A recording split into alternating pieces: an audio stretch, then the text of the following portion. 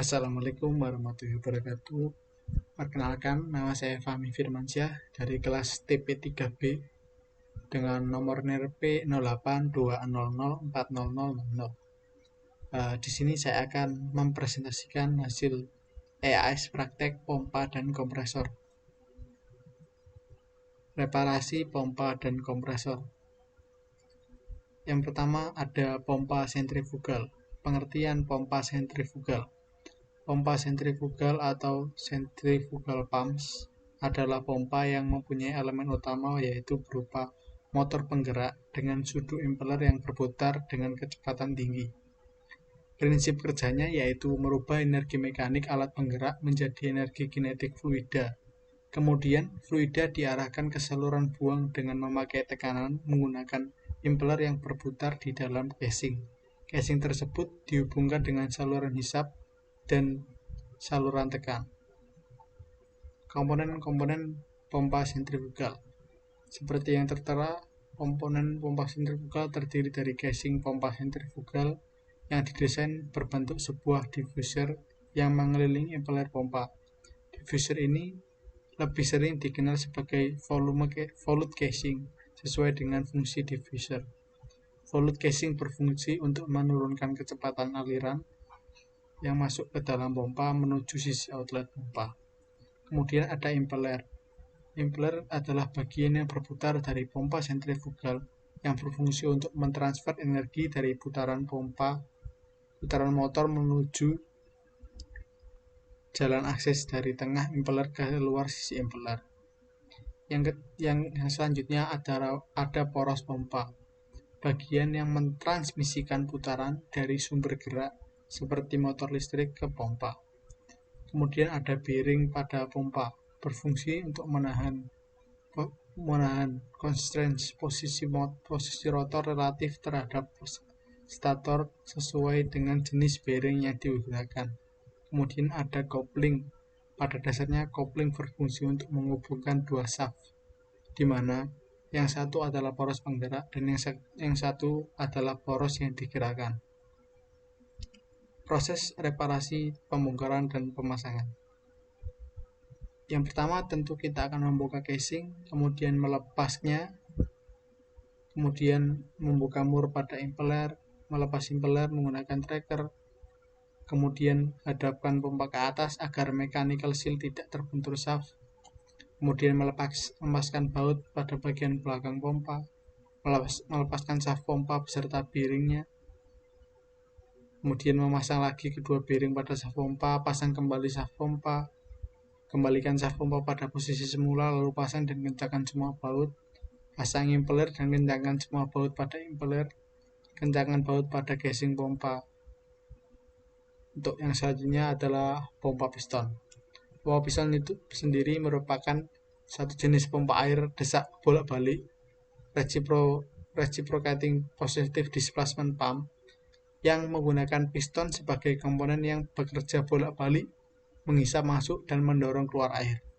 Jenis ini memiliki mekanisme satu atau beberapa set katup valve di bagian lubang masuk dan lubang keluaran untuk menjaga aliran air sesuai dengan arah masuk dan keluarnya air.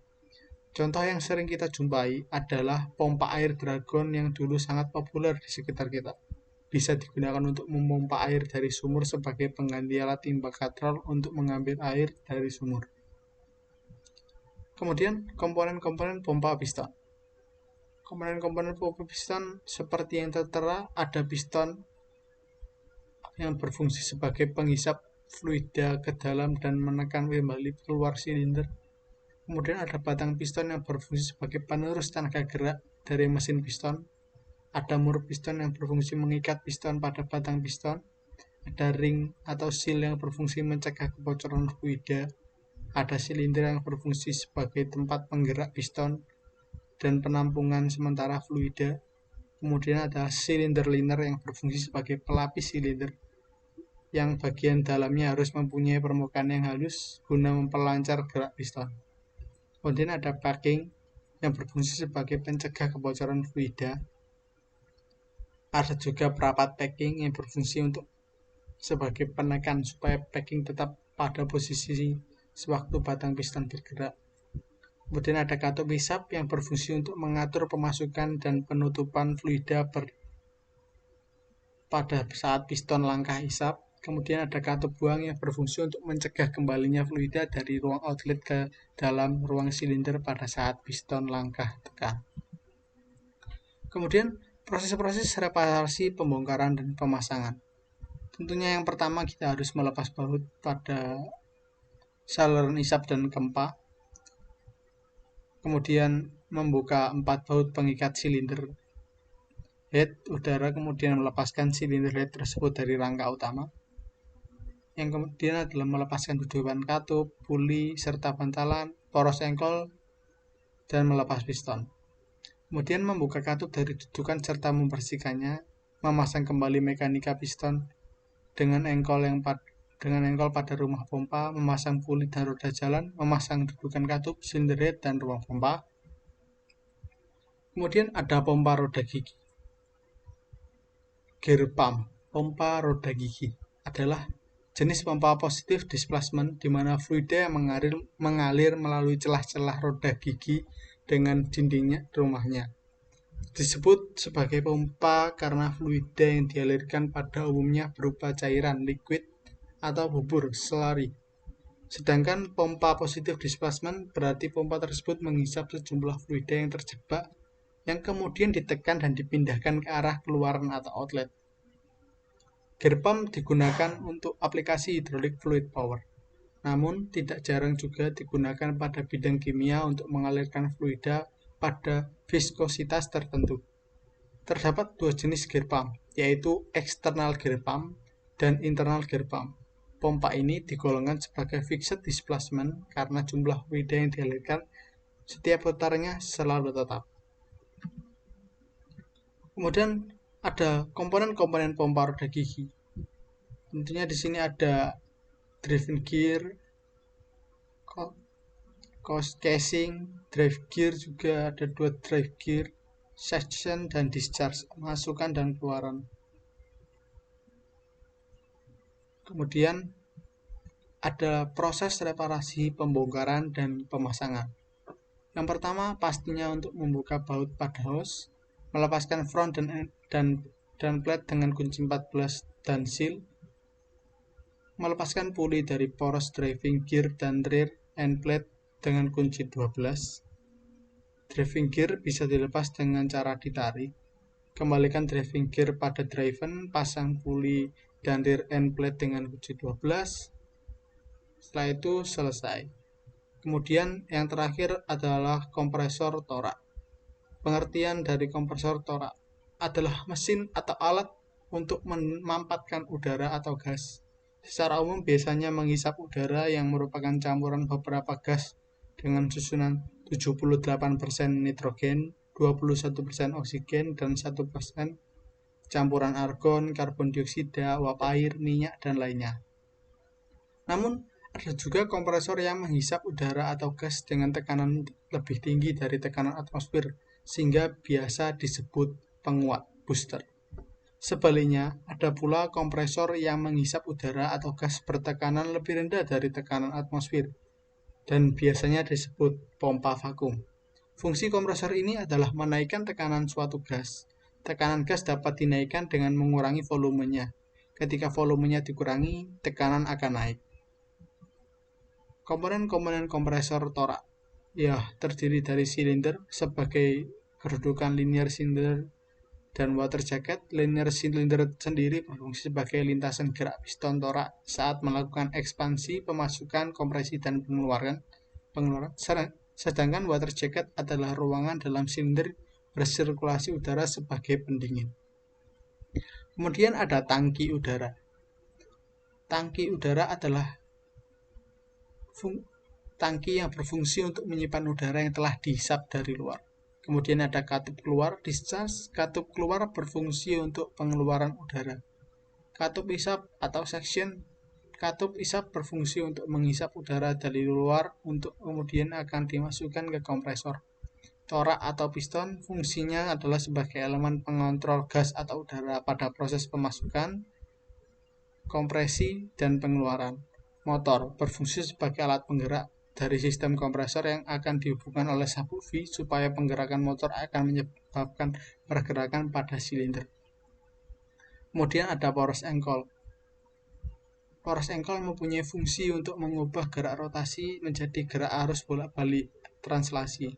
Kemudian ada batang penghubung, berfungsi sebagai penerus gaya dari poros engkol ke batang torak melalui kepala silang batang penghubung.